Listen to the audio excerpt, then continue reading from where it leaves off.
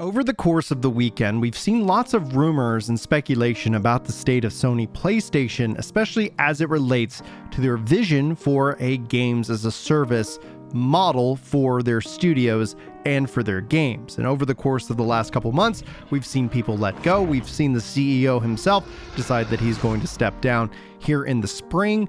And the news today, which is unfortunate, more and more people have been laid off from PlayStation Studios. And the studio in this case that's been affected is Bungie. Now, what's odd about this is that Bungie just recently finalized their 3.7 deal, and that additional billions wasn't for their IP, but was to retain the talent that they were going to use and try and drive their business forward with the games as a service model. Now, we've got a lot to talk about, so hello everyone and welcome to the channel. My name's Brian. If you happen to be new, I'm sorry this is kind of a bummer of a news story because layoffs suck and my heart goes out to all those affected. But I was asked by Darth Sterbor here. He says, how do you think this will affect PlayStation in the long run? Do you think that there are credibility to the supposed rumors that studios would possibly be looking to end their contracts with? And I think this is something very interesting to see because based off the rumors this weekend, we've seen that other studios, at least rumored to say, hey, if you make us go with this gas model, this live service model, we're going to walk away. And that doesn't necessarily mean the studio is going to break away from PlayStation, especially if it's an owned studio, but the talent can always pick up and leave. But this year alone, 2023, despite being, I think, a record-setting year for quality games, we've also seen, I think, record-setting losses in terms of layoffs from various studios. So in the long run, actually, I'm not worried about PlayStation, to answer the question directly. I honestly did think that their games as a service and live service model was going to be a good, healthy choice for them, assuming that they didn't make every game, especially their narrative driven. Like, again, a Ghost of Tsushima 2 would be an amazing addition to the library, but that doesn't need to be a games as a service model. But the business model in and of itself, with them having all of their eggs in one basket with that narrative driven approach, that becomes incredibly riskier and riskier, and the cost is right now only seeming to go up and up. There could be a lot of future changes. We've talked about the impact of AI, whether you're positive or negative on it, it's on its way if it's not here already. But we're going to see how the industry in and of itself shakes out over the course of the next couple years. And I think that's going to be one thing I'm going to be closely watching here at the channel. But as far as it goes for them in the long run, them kind of pivoting back and focusing in on a narrative driven approach, what they have been doing, that's their bread and butter. Sony has something called good game armor. If you've never heard that phrase, or if you've never been here to the channel, well, thanks you guys for being here. I appreciate you. But what it means is that as long as they make good games, gamers are going to show up for those games. And Sony has built a reputation on making high quality games. It doesn't necessarily mean that you're going to enjoy each one. I'm not the biggest fan of Sony's overall lineup, but I do and have favorite studios, Insomniac being one of them. But that all being said is that they have a reputation and a perceived level of quality that precedes them. That also, in a way, can act as a double-edged sword, because when you're trying to sit here and make a new game, or you're trying to follow up on a specific game, that means costs and everything like that can also balloon. So that way you're not having that kind of downward turn. So Sony doing a pivot here, I think, is the most practical sense. However, what's truly interesting again is about what does that mean for the future of Bungie, because them hitting with layoffs, people that have been there for 2, 5, even 10 years were affected by this latest round of layoffs, and that's not fun, and that's not overall I think the most exciting thing to report to you guys today, because it just sucks, right? But what I'm trying to point out here is Bungie was brought on. The CEO talked about how Bungie was such a high caliber investment that he felt like they outweighed all of Activision Blizzard. I think that was probably a little bit for show, if we're going to be honest about that, Jim.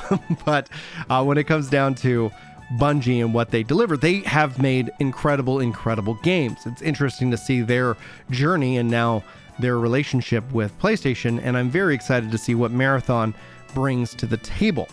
But I think what we're seeing is that maybe that ambitious 10 games as a service games with how the games as a service model has really kind of hit a level of frustration with players, because I think when we are looking at the concept of vacuums, and I know that might sound silly, but just bear with me 1 second, is that we've seen games as a service thrive and AAA single player games really kind of take a back seat. Not all the time. There's always exceptions. Elden Ring is going to be an absolute exception to this rule, right? And that's where seeing people like resonate with it and celebrate it, where games as a service, multiplayer, PvP kind of games have been the dominant. This year alone, though, we've seen month after month, almost it feels like week after week, massive game, high quality, lots of polish, lots of replay value hit every single month. This year alone has been incredible, and I think what that has driven a lot of people to go and play those games and taken a break from the live service game, which has shattered that illusion of that treadmill that you've been on this entire time. We've seen a lot of people frustrated at Bungie, but that's also to be expected as the state of Destiny. We've seen people frustrated at insert whatever your online game is. We've also seen the return of things like Halo Infinite, which has been a real, I guess, good addition. And it's going to be interesting to see how all of that shakes out with Call of Duty in the long run. Do they decide to go with the games as a service model with Call of Duty, or do we see them continue to have that yearly release? Only time will tell. We'll find out. So when it comes down to this, I think what we've seen here with this news about Bungie is this does lend more credibility to the fact that Sony is clearly making a change.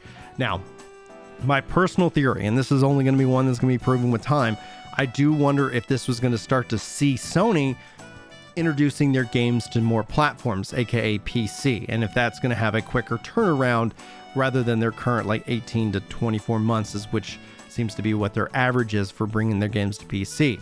Because at the end of the day, I think these companies want to make money, and it's not like they're the only show in town. Microsoft gives people this option, and I think overall, even though the online discourse doesn't necessarily reflect it, the money and the engagement do, and all of a sudden you end up being kind of an odd duck out. Now we'll have to wait and see. Obviously time will tell, and when it's all said and done and what it's worth, is I want Sony to be able to be strong, and I want them to be able to compete with Xbox and Microsoft, because I think gamers win.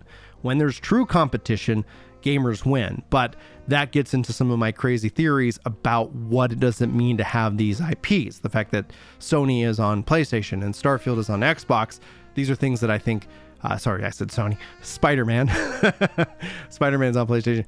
These are things that I think would be beneficial to having in more places, and Starfield and Xbox have done that, while Sony is going to have to be a couple years before they drop Spider-Man 2 out on the PC world. But who knows? Lots of things are changing, and I'd love to hear your thoughts. What are your speculations? What are your theories about this?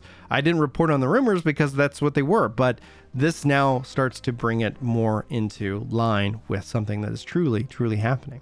Anyway, guys, thank you so much for your time. This is a little extra bonus video. If you enjoyed it, hit that like button, hit that subscribe button, and if you check out the top link in the description for my Instagram, that's the challenge that I've been issued to try and get Instagram to over 1,000 followers by the end of this year. I think we're coming up on close to 200, so thank you guys so much for that support. That's apparently a big comedian's tool for networking and so much more. So if you guys are interested in that, and that means a lot to me, and if not, no worries. Thanks for being here regardless. Anyway, hopefully I'll see you guys in the next video, but until then, take care.